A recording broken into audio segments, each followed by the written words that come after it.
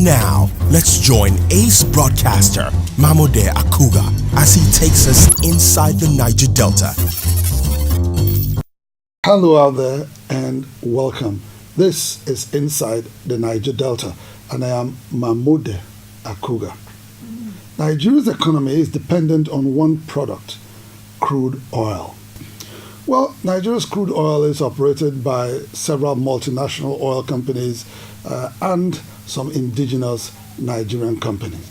Well, today we're going to take you into an investigative hearing to hear and see how the Nigerian oil industry is being managed, how people who have been licensed to operate oil wells are operating these oil wells in conjunction with the Nigerian National Petroleum Corporation, Nnpc. Well, we're going to be talking about OML 42. OML 42 is being operated by the Conde Energy in conjunction with the Nigeria Petroleum Development Company, NPDC. Well, we're going to find out from the investigative hearing today what's going on with over $500 million of Nigerian money that is still unaccounted for as we speak. Inside the Niger Delta. The issue of non-remittance of certain funds. As it concerns MPDC, $471 million. That's the figure. We want you to discuss on the issue of this $471 million that is outstanding. And then members will also contribute on the subject matter. Thank you, MD. The issue of the $471 million for which the House has indicated and will require presentation on this. Let me say that I have a full report on this, as on all the issues that relates to it, the reconciliation that have been made, the sign up, and the conditions, the history, and what accumulates to that amount. But in general terms, Mr. Chairman and honorable members, I want to just say that this relates to cash call outstanding that is due to the joint venture between MPDC and Nkonde. Let me also quickly ask the committee to note that this is still subject to value for money audit, for which the exercise is also going on.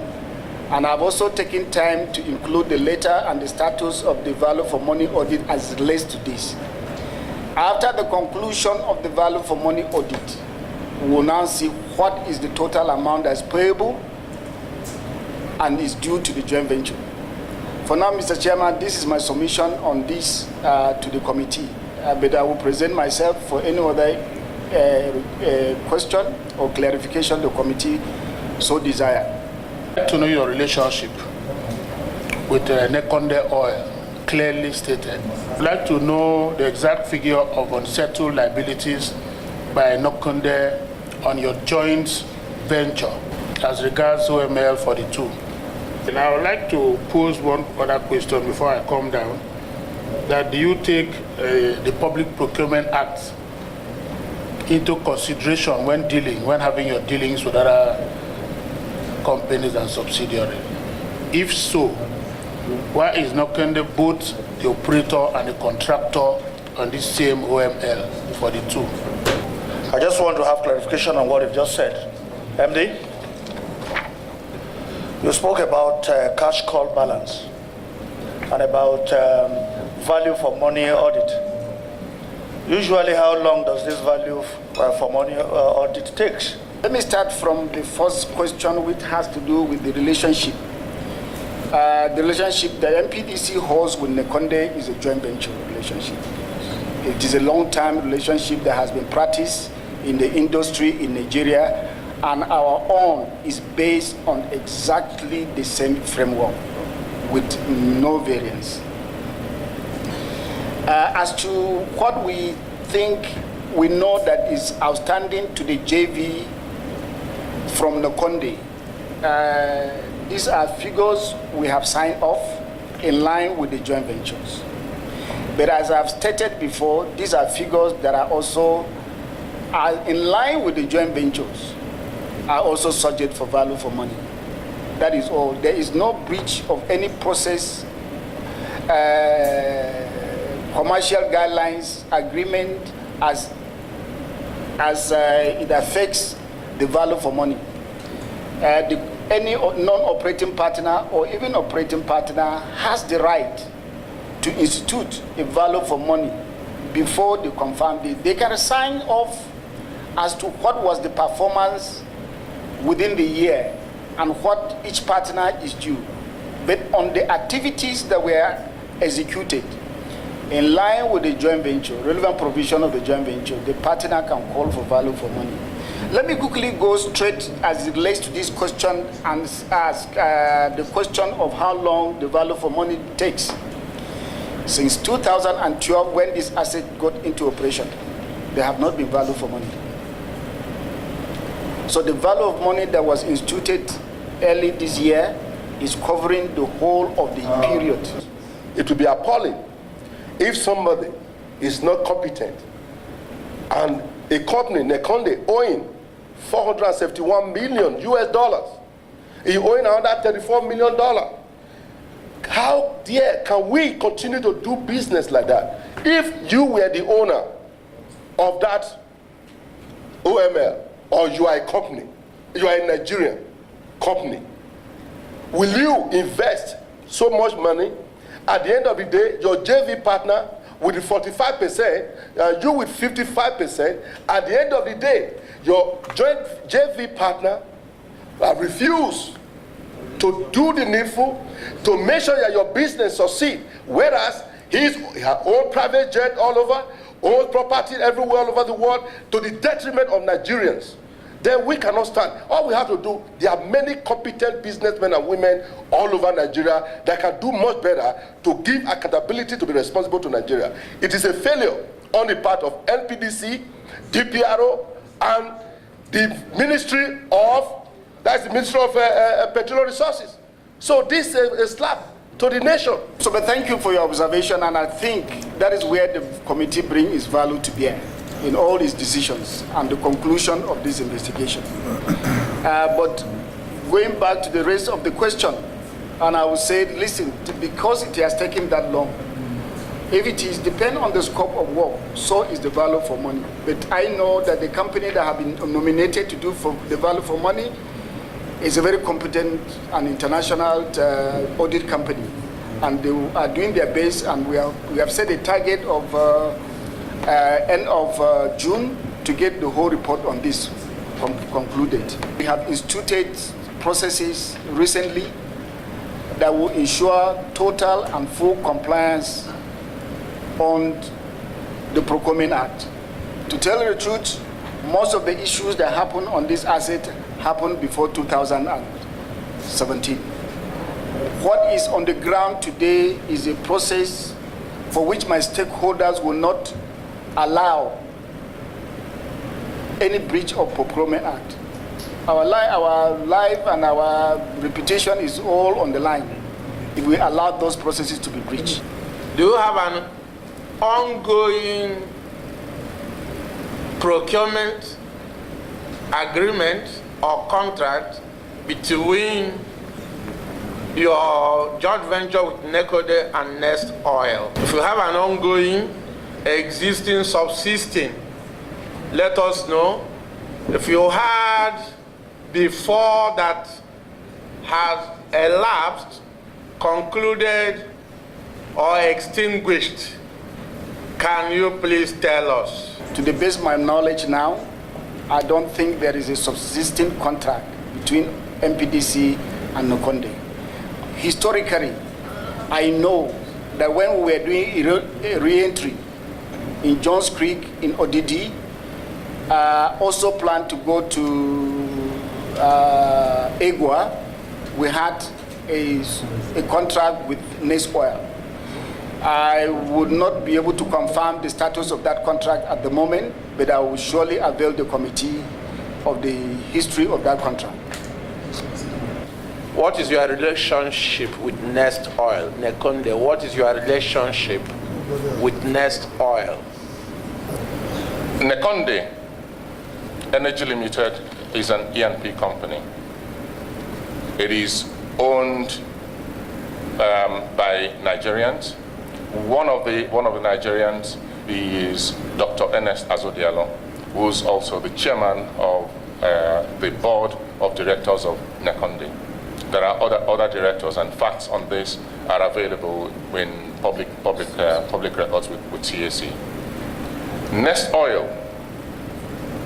Sorry, let me complete. Nkonde is a subsidiary of the Obi Jackson Group.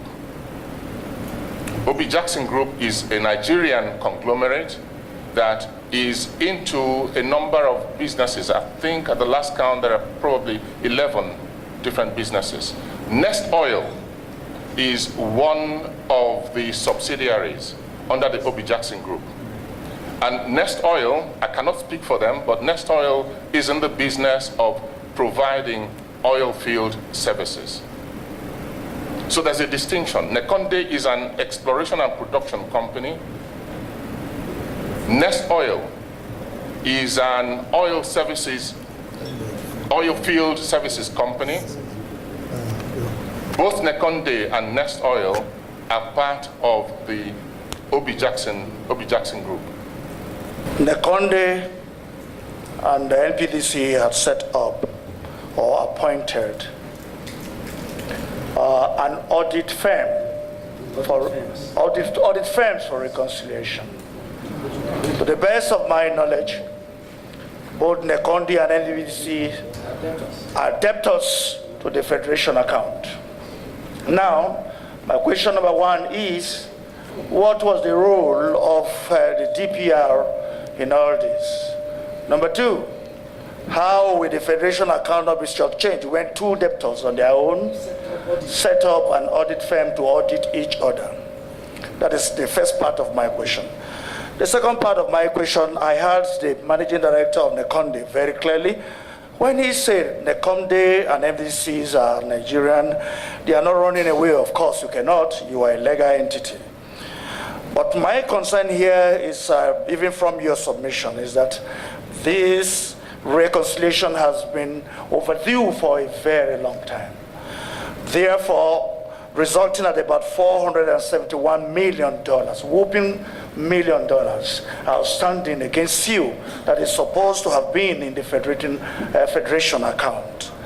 Now, our concern as this committee is the time value of money. The time value of money. For years, I hope you are listening to me, sir. For years, you have denied us, Nigerians, the use and access to our fund. You are still saying up till the end of June, before this money, the reconciliation will be considered. There were also some other outstanding $30-something million between you and DPR. All this amount of money belonging to Nigerians, the electorates, those whom we are presenting here. May I know, with the permission of Mr. Chairman, sir, whether in your computation any interest is being charged on this sum, just as you pay interest on your borrowed fund. I want to know if any interest is being charged on this sum, at what rate? The banking rate, or what rate? Because we are not expected, you are not expected to use what's supposed to have accrued to our account all this year in running your business and getting reliefs financially. Thank you. There are points that were made which I think need to be clarified. The first one is about the debt, the $471 million. Fact is, that amount is disputed. I think I used the phrase that it's unreal until the value for money audit is complete. But even then, this is a debt that is owed between partners, NPDC and Nkonde. It is not a debt that is owed to the Federation account. That's number one. Number two, as to the competence of either party, NPDC or Nnekonde, to institute an audit, we are following the provisions of the JOA. NPDC belongs to us. Nnekonde belongs to you. The issue is not ownership. Mr. Chairman. Whatever is accruable to NPDC is accruable to Nnpc. And whatever is accruable to Nnpc is accruable to Nigerians. That money has dragged for how long? The period of reconciliation cannot be open-ended. And for DPR, instead of thinking of placing necessary sanctions, they are thinking of renewing the license. It smacks of some level of it's either compromise or something else. Inside the Niger Delta. Well, you've heard all that. We're going to listen to a representative of the Directorate of Petroleum Resources, DPRO, which is responsible for making sure that Nigeria gets all the monies they're supposed to get from the operators of the oil wells, and is also responsible for relicensing or renewing or issuing out those licenses through the office, of course, of the Honorable Minister of Petroleum and the President of the Federal Republic of Nigeria.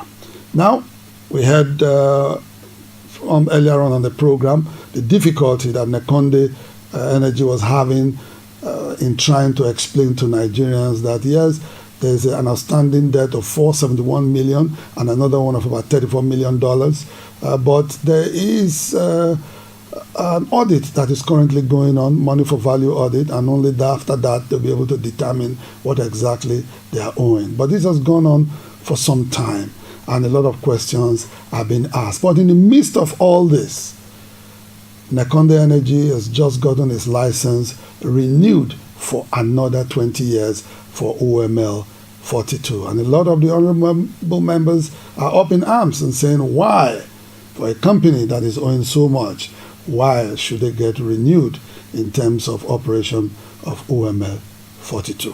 Inside the Niger Delta. On the royalty payment, after your intervention, we drew some payment plan to some companies that are really owing, and they were to pay.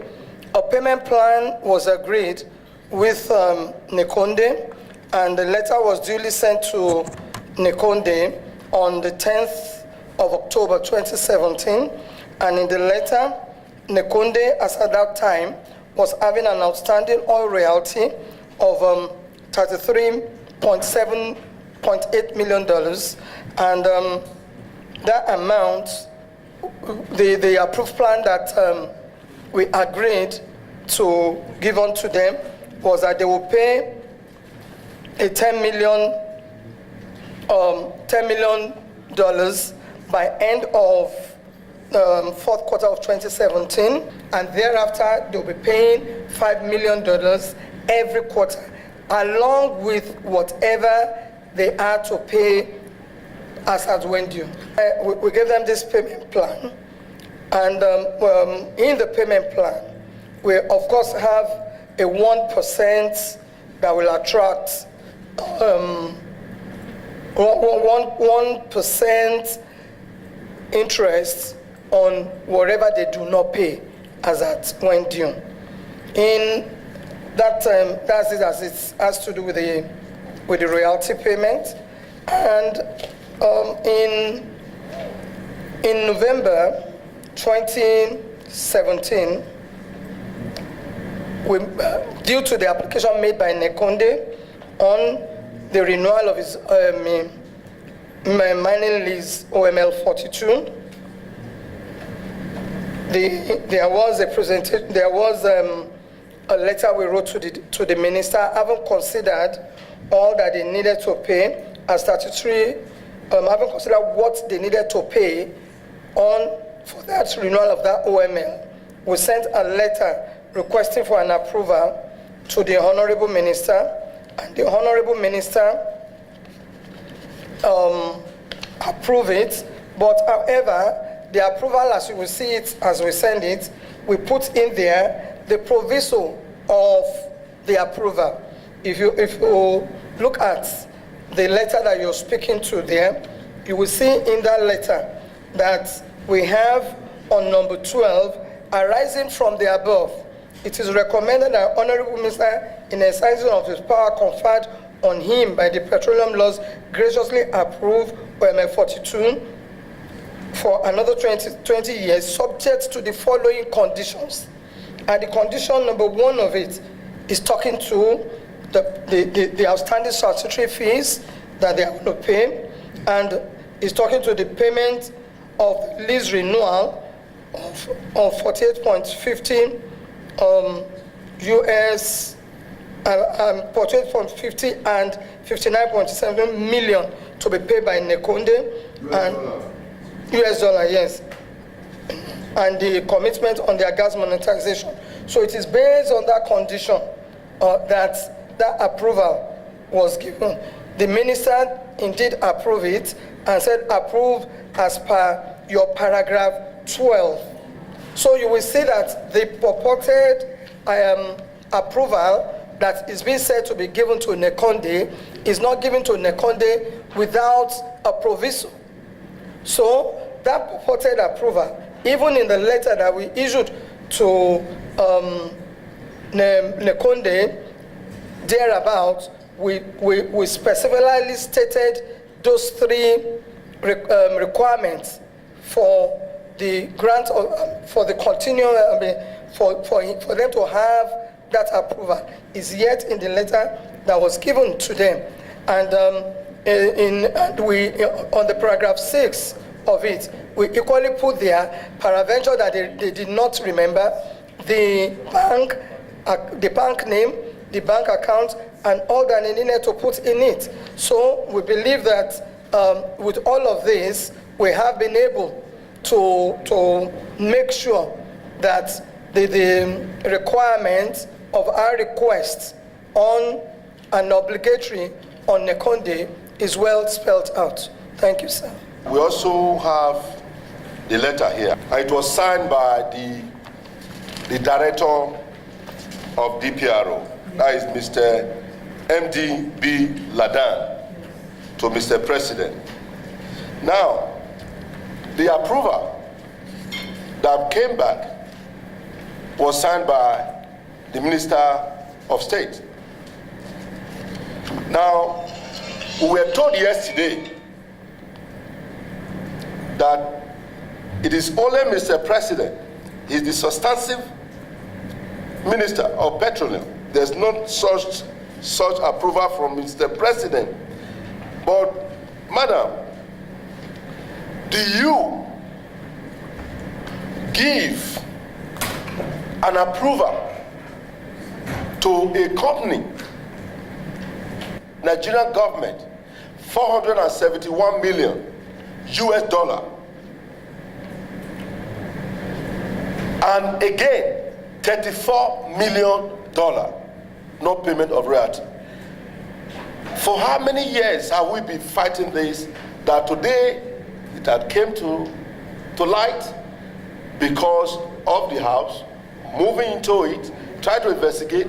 Now everybody is running to pay $5 million here, pay $2 million here. Every month they will give you payment plan.